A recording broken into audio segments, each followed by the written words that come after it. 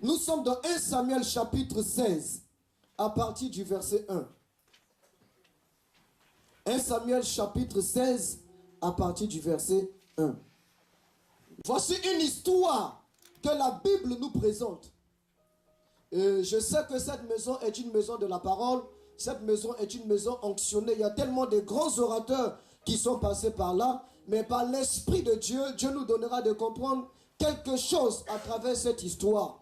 Il est question ici d'un homme qu'on appelle le prophète Samuel. Vous savez, autrefois en Israël, quand les prophètes sortaient, un grand prophète, un vrai prophète, lorsqu'il sort toujours avec deux choses. Soit il sort avec la malédiction, soit il sort avec la bénédiction. Ce qui fait que quand les prophètes apparaissaient, le peuple avait très souvent peur. Le peuple était aussi dans la joie. Parce qu'on se demandait toujours, qu'est-ce qui sortira de la bouche de cet homme? Quelle nouvelle va-t-il nous apporter? Et c'est comme cela, un bon matin, Dieu va se révéler à son serviteur du nom de Samuel en lui disant, lève-toi. Parce que Samuel, en ce temps, était en train de se lamenter. Il était en train de pleurer parce qu'il y avait un roi qui était là. Et ce roi ne vivait pas selon la volonté de Dieu. En fait, en Israël, c'était les prophètes qui dirigeaient. Mais un jour, le peuple s'est révolté et ils sont allés dans la présence de Dieu pour dire, nous ne sommes pas d'accord. Nous voulons que tu nous donnes un roi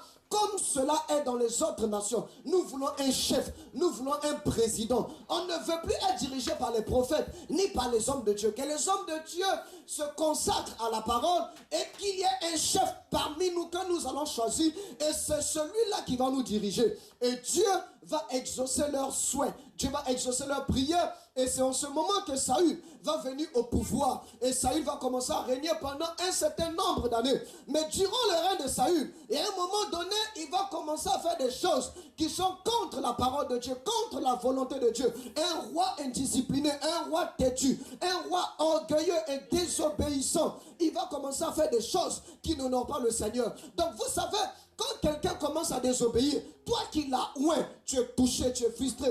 Et c'est comme cela, il y a un moment donné, le prophète Samuel va commencer à pleurer et se lamenter dans la présence de Dieu. Et c'est là que Dieu va lui parler en lui disant, mais pourquoi pleures-tu? Pourquoi te lamentes-tu au sujet de Saül? Pourquoi? Parce que je l'ai déjà rejeté. Lève-toi, prends ta corne d'huile et va dans telle famille. Car j'ai choisi un roi là-bas, tu vas le oindre. Mais Saül aussi, c'était un cascadeur, c'était un homme bizarre. S'il apprend quelque chose, il te tue. Et le prophète va dire au Seigneur, mais si Saül apprend, il me tuera. Le Seigneur va lui dire, non, puisque c'est moi qui t'envoie, je saurai comment te protéger. Samuel va se lever, selon le ainsi parle l'Éternel. Il va se diriger dans cette ville où se trouvait un homme qu'on appelle Isaïe. Il arrive dans la ville, il y a la débandade, les gens sortent. Parce que les gens se disent, quand toi tu sors, soit c'est pour oindre quelqu'un, soit c'est pour maudire quelqu'un. Mais que se passe-t-il? Qu'est-ce qui se passe? Ton arrivée annonce-t-elle une bonne nouvelle ou une mauvaise nouvelle? Et en ce moment, le prophète dira, je suis là pour annoncer une très bonne nouvelle. Il va convoquer la famille de Isaïe. Il va convoquer tous ses enfants, les gens du quartier selon là, pour venir assister au sacrifice qui se faisait. Mais pendant la fête, pendant le discours, pendant la cérémonie, le prophète va se lever. Il va libérer la parole en disant que Dieu m'envoie dans cette famille parce qu'il s'est choisi un roi dans cette famille. Il s'est choisi un roi dans cette maison. Vous le savez bien, nous qui sommes parents, pères de famille, quand il y a une bonne nouvelle, nous positionnons toujours les enfants de notre choix, les enfants que nous aimons. Quand Isaïe se lève, il dit au prophète, qu'est-ce que tu as dit? Le prophète lui dit, Dieu me dit que parmi tes enfants, il y a un qui sera roi d'Israël. Le père automatiquement choisit son premier fils. Parce qu'en ce temps, Eliab travaillait à la présidence. Vous savez, quand tu travailles à la présidence, il y a plus d'opportunités pour toi de monter. Donc si quelqu'un doit être roi dans cette maison, c'est toi, Eliab. Parce que tu travailles déjà à côté de Saül. Il va prendre Saül, amener Saül devant le prophète pour lui dire, voici mon fils. Le prophète, en voyant Saül, en voyant Eliab, un homme qui était bien, il sera en mesure de le oindre. Et Dieu va lui dire, non. Je ne l'ai pas choisi. Parce que vous les hommes, vous regardez à l'apparence. Mais moi, Dieu, je regarde au cœur. Je l'ai rejeté. Il va demander au père, mais est-ce que tu n'as pas un autre enfant? On va le faire venir et on va le faire venir le deuxième enfant, Abinadab. L'enfant va s'approcher et le prophète, en le regardant, il va dire non, ce n'est pas celui-là. Ils vont prendre le troisième qui s'appelait Shama. On nous a toujours dit non, Shama, c'est Dieu de la paix. C'est un homme qui aimait, on peut dire, selon les Anglais qui disent, a mama's boy. L'enfant à maman, il était au soin de la maison. Donc, il était vraiment un enfant doux, un enfant bien. On va positionner l'enfant et le prophète répondra en disant non, Dieu ne l'a pas choisi. Et c'est comme ça, à travers ce que nous venons de lire, ils vont faire passer 7 enfants.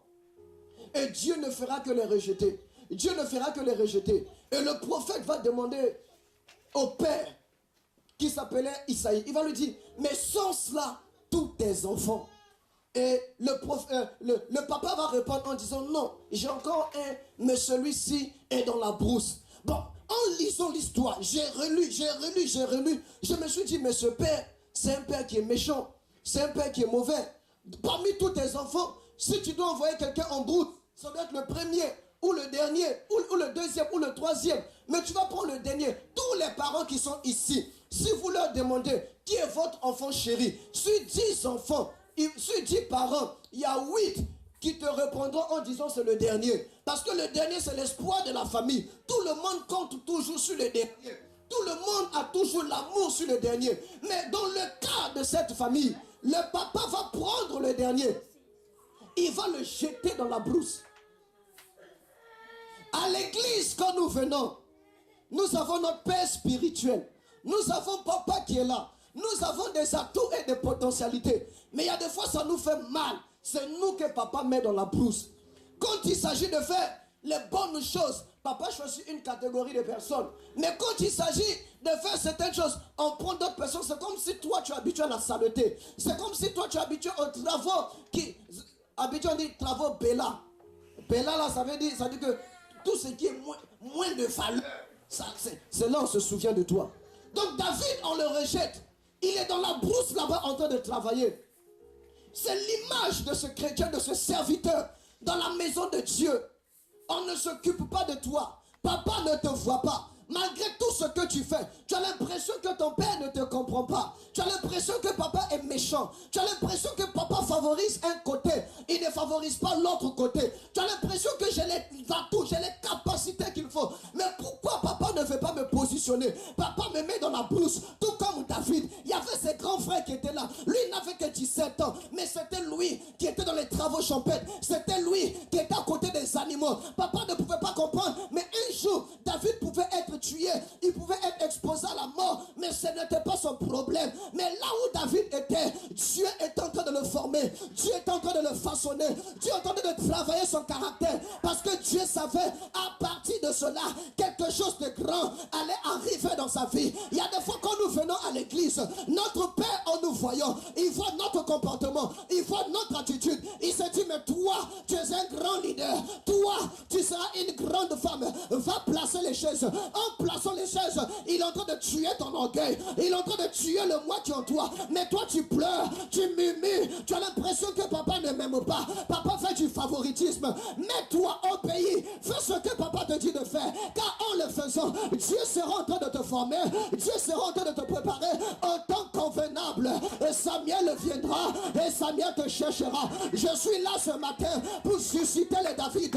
Je suis là ce matin pour parler aux David. À tous ceux qui pleurent, à tous ceux qui se lamentent, à tous ceux qui croient qu'ils ont été rejetés, qu'ils ont été oubliés. Mais laisse-moi te dire, dans ton oubli, l'œil de Dieu te voit. Dans ton oubli, l'œil de Dieu voit tes efforts. Dans ton oubli, l'œil de Dieu voit là où tu passes. En faisant venir les autres enfants avaient tout ce qu'ils pouvaient avoir. Mais on les a toujours rejetés. Le prophète dit non, je ne les ai pas choisis. Non, ce n'est pas ceci. Et les gens ne faisaient que faire les défilés. Mais on va demander à Isaïe, mais est-ce que tu n'as pas un autre enfant? Il va dire, si, j'ai un enfant. Celui-là est dans la brousse. Ce jour-là, pendant la réunion, il y avait les grands du quartier. Il y avait les chefs du quartier. Tout le monde, j'ai besoin de 3 chaises. J'ai besoin de 3 chaises. Rapidement. Merci, maman. J'ai besoin de 3 chaises. Rapidement. Mettez les 3 chaises. Mettez une chaise ici. Une chaise au milieu. Viens rapide. Ok, c'est pas grave. Je veux 2 personnes pour s'asseoir. La réunion était réunion. J'ai besoin de 3 personnes pour s'asseoir. La réunion était réunion. Venez rapidement, venez rapidement. La réunion était réunion. Le prophète était là. Le prophète était assis. La réunion était telle que nous sommes pendant le culte. On est en train de faire la réunion. Le prophète donne ordre. Je veux qu'on aille me chercher David. Tant que David ne vienne pas, la réunion ne va pas continuer. Tant que David n'arrive pas, la fête ne va pas s'arrêter. La Bible déclare, les gens vont se lever. Opération recherche. Ils vont aller chercher David. Là où il était dans la cachette. Ils vont aller chercher David. Celui qui était avec le mouton. Ils vont aller chercher David. Celui qui avait une mauvaise odeur. Le roi, le prophète déclare que tant que David n'arrive pas, la fête ne va pas continuer. Là où David était, il était préoccupé à veiller sur les brebis. Il était préoccupé à veiller sur les animaux. Mais la Bible déclare, opération ping-pong, ping-pong, ping-pong, ping-pong. On arrive comme ça, on dit David, nous avons besoin de toi. Vous avez bien aimé, quand tu as beaucoup souffert, quand tu as beaucoup été humilié, quand tu as beaucoup été rejeté, le jour où le temps de Dieu se lève pour toi, il faut faire un peu ce qu'on appelle le malin. Le jour là, quand ils ont trouvé David, on a besoin de toi en famille là-bas. C'est là que vous allez voir maintenant David. Il va aller se laver. Il va prendre son temps. Il va commencer à marcher. Tout le monde attendait. Les grands du quartier ont commencé à s'énerver. Les papas ont commencé à perdre confiance. Mais qu'est-ce qui se passe? Ce petit est impoli. Mais qu'est-ce qui se passe? Mais entre-temps, le prophète Samuel, c'est un homme, on ne badine pas. Il était grand comme papa, autorité comme ça. Donc quand il y a la réunion, tu ne peux pas te lever. Essaie un peu de te lever. Quand tu te lèves comme ça, essaie de te lever. Il dit, tant que David n'est pas là, personne ne se lève. Maman, essaie de se lever. En t'énervant, essaie de partir. Non. Donc tout le monde était là. Le prophète même était fatigué. Le prophète somnolait. Il avait sommeil, mais il ne pouvait pas partir. Parce que même le prophète, Dieu l'a obligé à attendre David. Il était en train d'attendre David. David était loin. Je ne sais pas le jour-là. L'arrivée de David avait pris combien de temps. Mais tout le monde devrait l'attendre. Tout le monde devrait l'attendre. Malgré les murmures, malgré les unkunku, malgré les kongasa. Mais ils étaient là en train d'attendre David parce qu'il était le choix de Dieu. Quand David se lève, il était loin. Cela a pris du temps. Tout le monde attendait que cet homme arrive.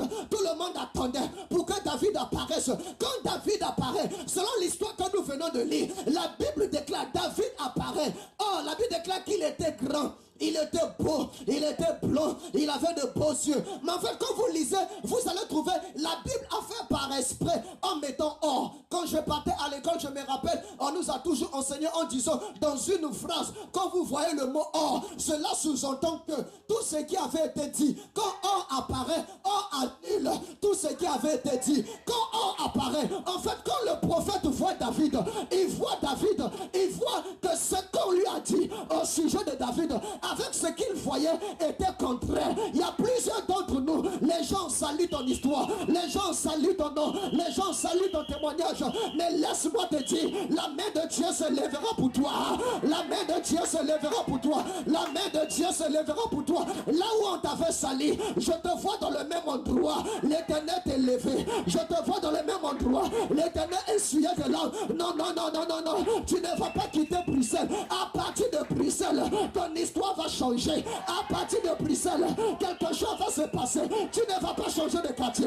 Tu ne vas pas changer de territoire. La même bouche qui t'a humilié, ça sera la même bouche qui va honorer. La même bouche qui t'a méprisé, ça sera la même bouche qui va, la Bible déclare, la fête n'aura pas lieu tant que David n'apparaît pas. La fête n'aura pas lieu tant que David n'apparaîtra pas. Malgré la méchanceté de tes ennemis, l'Éternel t'imposera. Je dis l'Éternel t'imposera. Je dis l'Éternel t'imposera. Au niveau de ta famille, je te vois l'Éternel te faire sortir. Que l'Éternel t'établisse dans ta maison. Que l'Éternel t'établisse au milieu de tes frères. Que l'Éternel t'établisse au milieu de ta soeur. Quand quelqu'un dit Amen, la parole s'active pour lui. Quand quelqu'un dit Amen, l'Éternel se souvient de lui. Au nom de...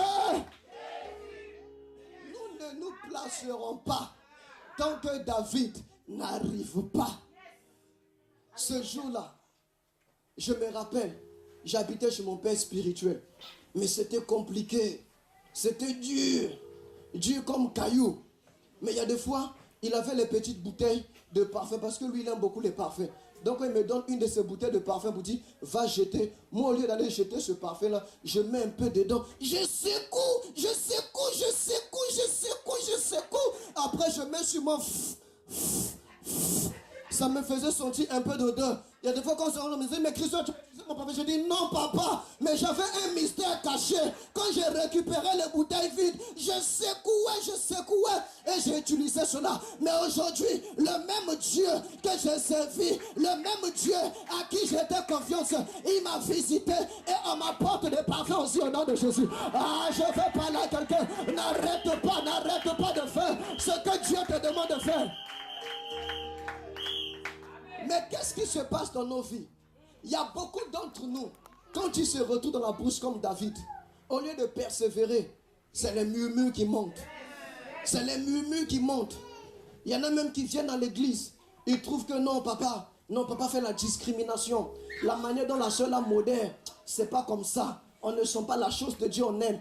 On devrait me mettre à sa place. Mais Dieu connaît ton cœur et puis on a mis la soeur. Dieu veut que tu puisses t'humilier. Il y a beaucoup d'entre nous, nous devons changer notre façon de faire. Tu es trop fier de toi. Il faut te rabaisser un peu. Fais-toi petit un peu. La Bible déclare, humilie-toi et l'Éternel t'élèvera. Fais-toi petit et Dieu prendra soin de toi. David n'a pas pleuré. Mais ce qui me plaît, là où il était dans la brousse, même quand le prophète l'a oint, si c'était toi que je connais là, tu allais dire non, façon le vieux même, papa même m'a persécuté. Il va me sentir maintenant. Les derniers seront les premiers. C'est aussi mon tour. Non. David n'a pas fait ça. Quand il a été oint, et même qu'il a tué Goliath, la Bible déclare de qui était-il le fils? Donc la victoire de David a révélé son père. En fait, quand Dieu nous élève, c'est pour révéler nos pères spirituels. Quand Dieu nous visite, c'est pour qu'il y ait une collaboration entre papa et fils, entre maman et fille. Mais qu'est-ce que nous voyons dans nos églises aujourd'hui? Quand Dieu nous visite, au lieu qu'il y ait la collaboration, il y a la concurrence. Comment veux-tu être jaloux de ton père spirituel? Comment veux-tu combattre ton père spirituel et puis tu veux régner? Dieu nous élève toujours au pied de nos pères. Il y a une maman dans notre église. Si vous arrivez à l'église, on ne connaît plus son nom parce qu'on l'appelle Oh Papa. Répète avec moi, Oh Papa. Cette femme souffrait. Elle était la première femme dans son foyer. Et son mari était musulman. Son mari a pris une deuxième femme. Elle a donné à cet homme 8 enfants. Et la deuxième femme a eu 4 enfants. La deuxième femme est allée faire le maraboutage. Et le mari s'est révolté contre la première femme. Il a pris la première femme qui était notre sœur en Christ. Ils habitaient dans une maison en étage. On a commencé à faire habiter la dame au sous-sol. Elle habitait au sous-sol. Même la nourriture, elle n'avait pas droit. Parce que son mari a tenté de la chasser. Elle aussi, elle ne voulait pas partir parce qu'elle ne savait pas où partir. Donc, elle s'est retrouvée au sous-sol. Donc, souvent, quand ses enfants gagnent un peu à manger, ils viennent lui donner. Mais ce qui me plaît dans la vie de cette femme, elle venait tout le temps à l'église. Il y a des fois quand le prophète est en train de prêcher comme ça, vous pouvez être concentré. Et puis, quand la parole la touche, elle crie « Oh papa !» Et il y a un moment donné, ça dérangeait un peu notre culte. On trouvait que la soeur exagérait un peu trop. Mais en fait, elle n'exagérait pas. C'était la douleur qui était dans son cœur. Il y a des fois quand il y a la réception comme ça, et qu'elle veut venir rencontrer le prophète, quand on sait qu'elle est sur la liste, il y a des fois on la met derrière pour la décourager, pour qu'elle puisse nous coller la paix. Mais cette femme était toujours là. Elle venait tout le temps à l'église. Un matin, son mari est venu rencontrer le prophète. C'est un capitaine de l'armée. Il est venu dire au prophète que ta fille là a volé mon argent. Commence à humilier la dame devant le prophète. Et le prophète lui a dit, monsieur, je ne vous connais pas, mais je ne peux pas vous permettre de venir la diminuer au devant de moi. Je la connais, c'est ma fille spirituelle, elle ne peut pas voler ton argent. Il y a eu une dispute. L'affaire est allée même à la justice. Et la dame a remporté la victoire. On devait lui verser de l'argent. Le prophète elle a dit à la dame, non, ne prends pas l'argent de ce monsieur, Dieu va te bénir. Vous imaginez un peu quelle obéissance. Une femme qui n'a rien, tu trouves une opportunité où on va te donner de l'argent. Et ton père spirituel te dit non, ne prends pas son argent. Si c'était toi, tu allais dire non, papa. C'est Dieu qui m'exauce à travers cette affaire-là. Laisse tomber. Elle a obéi. Elle a laissé, on prier avec elle. Elle a commencé à faire des petits commerces. Elle va au Ghana, elle prend la marchandise. Elle vient avec en Côte d'Ivoire, elle vend. C'est ce qu'elle faisait. Un jour, il y a une maman qui s'est levée. La maman lui a dit, je ne sais pas, mais j'aime ton affaire. Dieu me met à cœur de te donner de l'argent. On lui donne 4 millions de francs CFA, qui équivaut peut-être à 7 000 € comme ça.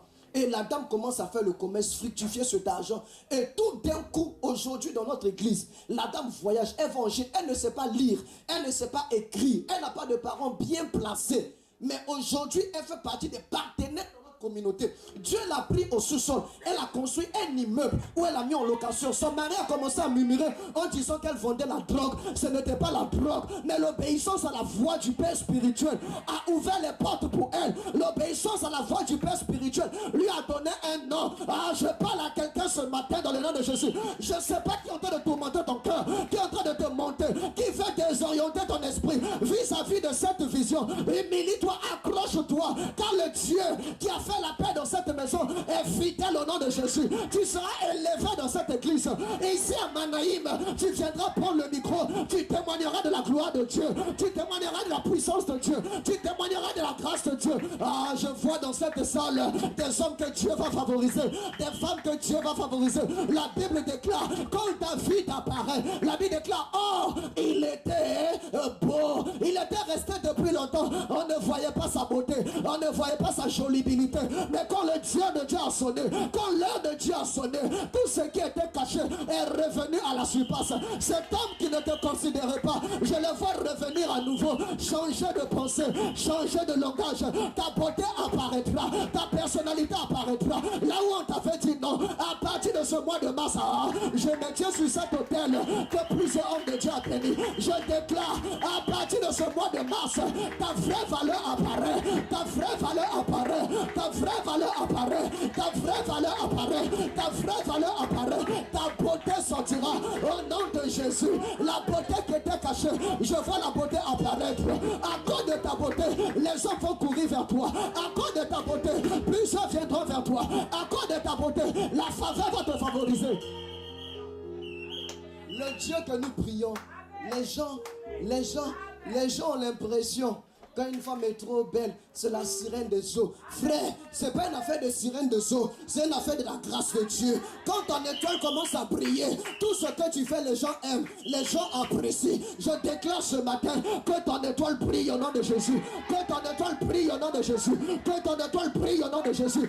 Tout mec qui était suspendu dans le monde spirituel, qui avait bloqué ton étoile, qui avait bloqué ta personnalité, nous enlevons la main au nom de Jésus. Nous enlevons la main au nom de Jésus. Nous enlevons la main au nom de Jésus. Nous enlevons la main au nom de Jésus. Que ton étoile soit vue. Que ton étoile soit vue. Que ton étoile soit vue. J'appelle les contacts de la même manière que Samuel est venu de loin. J'appelle les hommes de loin.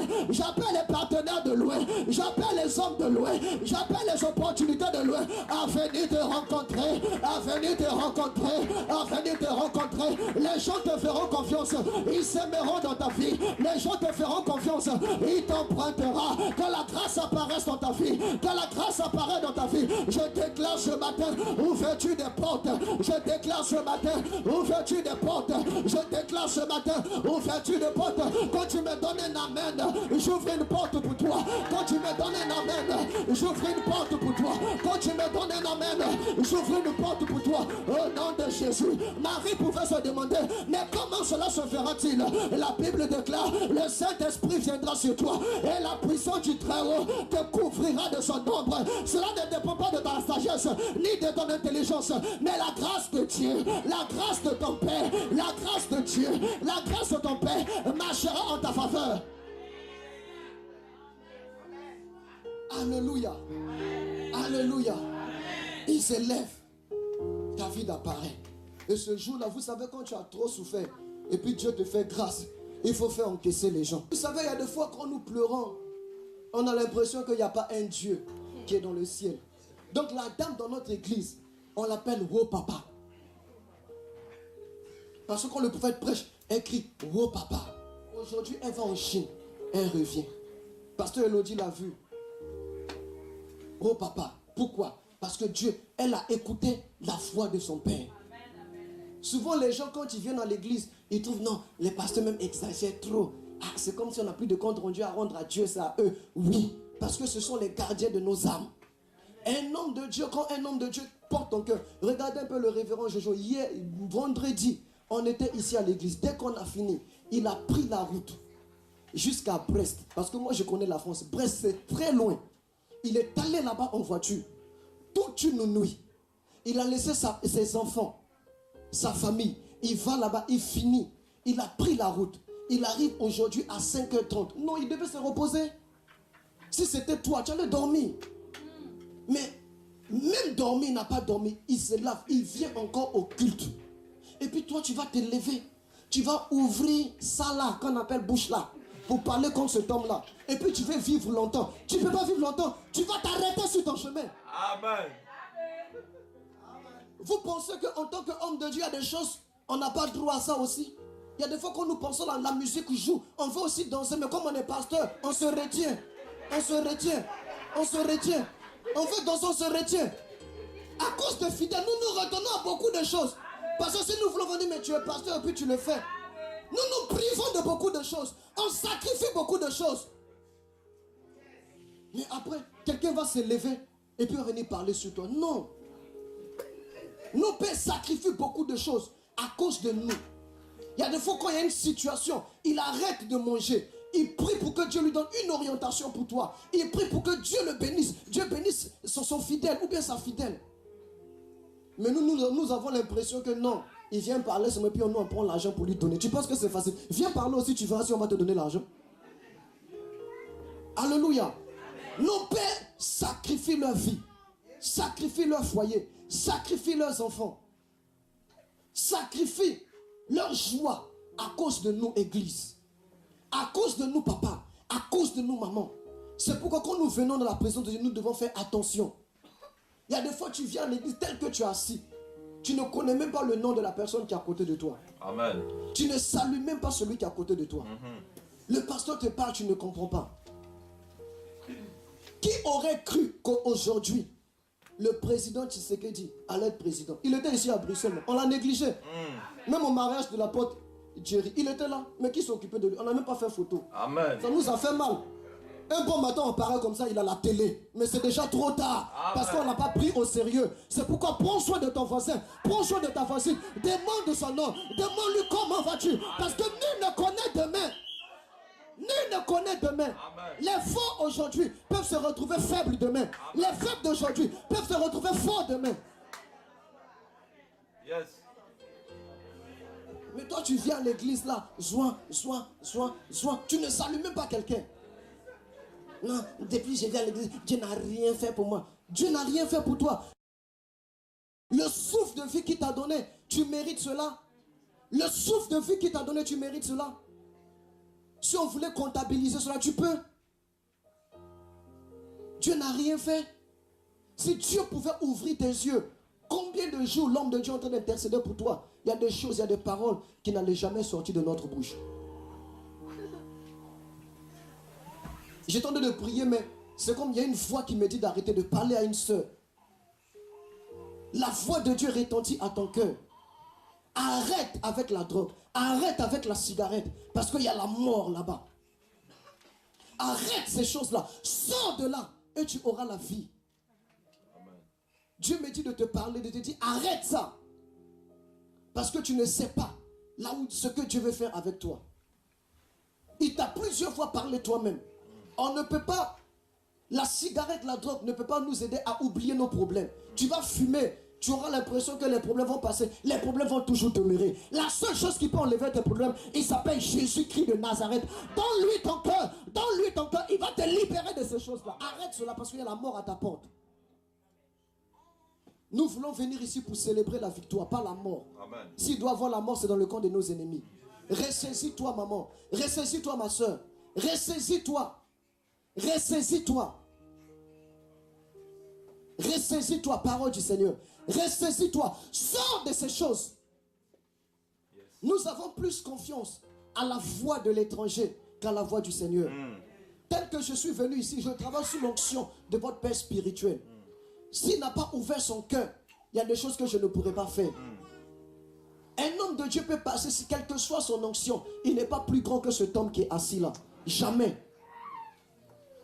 Jamais. C'est une bassesse quand on court après les hommes de Dieu qui sont des étrangers, qui sont des passages, pour chercher à prendre leur numéro de téléphone, pour chercher à rentrer en contact avec eux en Facebook. C'est une bassesse.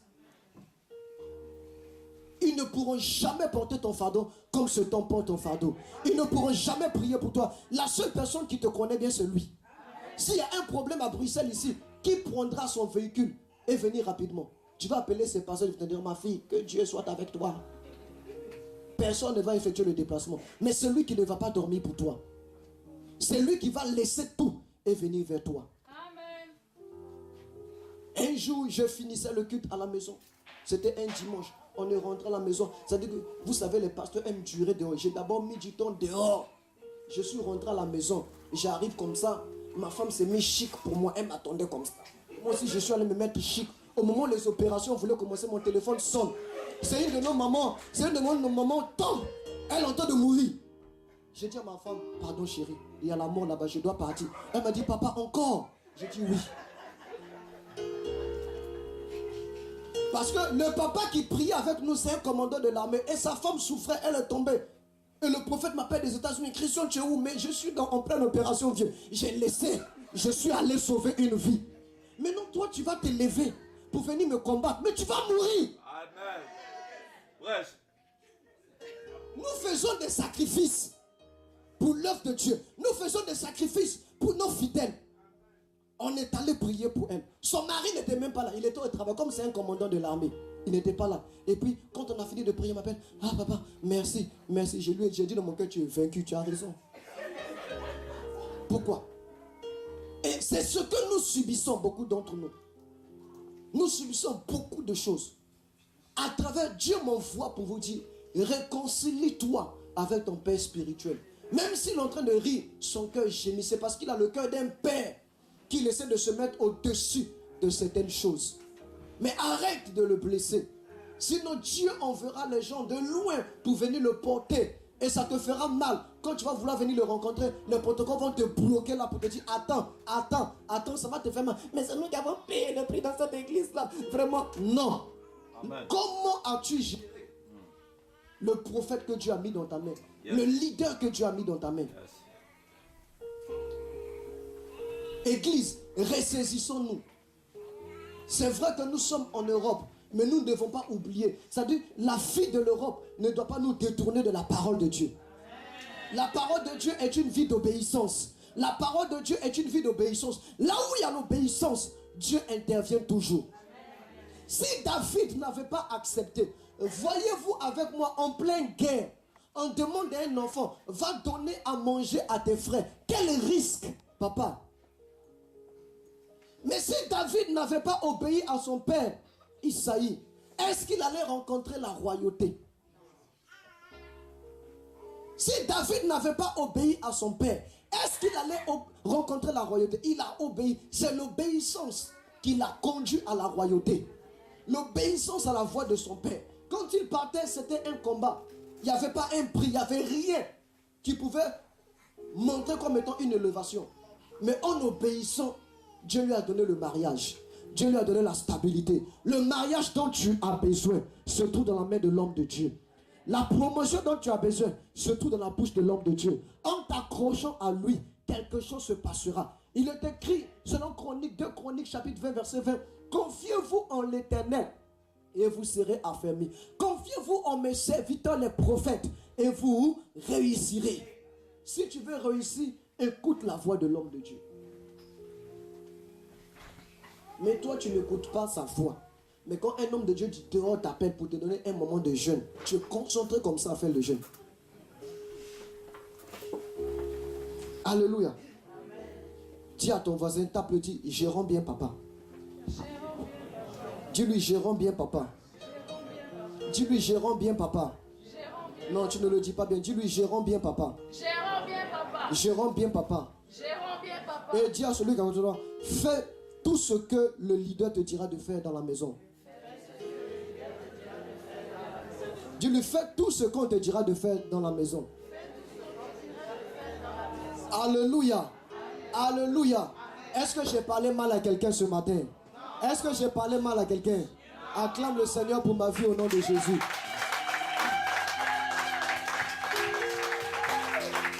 Donc David apparaît. Quand David apparaît, le prophète était assis. Quand les autres passaient, le prophète était toujours assis. Mais quand David apparaît, La Bible déclare, Samuel se leva et Dieu lui dit, oins-le, car c'est lui. Quand une autorité rentre, tu dois te lever. En fait, c'est Samuel qui était grand. Mais quand il a vu David, il ne voyait pas David. Il voyait le chef de l'État qui venait. Il voyait le roi qui venait. Ah, peut-être tu te vois comme un homme pauvre. Tu te vois comme un homme humilié. Mais quand Dieu te voit, il voit la richesse en toi. Quand Dieu te voit, il voit une femme d'affaires. Ah, ce matin, au cours de ce culte, Dieu suscite dans cette église les hommes d'affaires, les femmes d'affaires, les hommes d'affaires, les femmes d'affaires. Oh, quand je te vois avec les yeux prophétiques, je vois une femme d'affaires. Je vois un homme d'affaires, je vois une femme d'affaires, je vois un homme que Dieu va bénir dans les affaires, je vois une femme que Dieu va bénir dans les affaires. Arrête de te mépriser, arrête de regarder comme si tu as tout perdu, même si tu avais perdu hier, même si tu avais perdu avant-hier. Mais écoute-moi bien, en 2019, tu ne perdras plus de bataille, tu ne perdras plus de bataille, tu ne perdras plus de bataille. La Bible déclare, l'Éternel est mon berger, je ne manquerai de rien. Il me fait reposer dans des verts pâturages. Il me dirige près des eaux paisibles. Il restaure mon âme. Il me conduit dans les eaux de justice. Quand je marche dans la vallée de l'ombre de la mort, je ne crains aucun mal, car sa loin de son bâton me rassure. Ce matin, dans le nom de Jésus, la grâce de Dieu marchera avec toi. La grâce de Dieu marchera avec toi.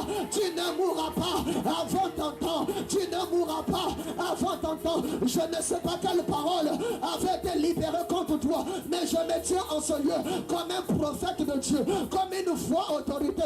J'enlève la mort sur ton chemin. J'enlève la mort prématurée sur ton chemin. J'enlève la maladie sur ton chemin. J'enlève tout ce qui voulait t'arrêter. À partir de cette année, opération montée, tu monteras au nom de Jésus. J'ai dit tu monteras au nom de Jésus. Je change ton adresse au nom de Jésus. Je te connecte au grand, je te connecte au grand, je te connecte aux hommes d'affaires, je te connecte aux hommes élevés. Je te change de statut, je te change de dimension au nom de Jésus. David, qui était tout le temps avec les moutons, s'est retrouvé dans les palais.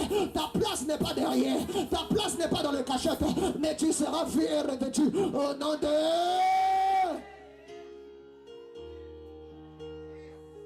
Alléluia. Nous allons nous tenir debout et nous allons prier le Seigneur. Alléluia.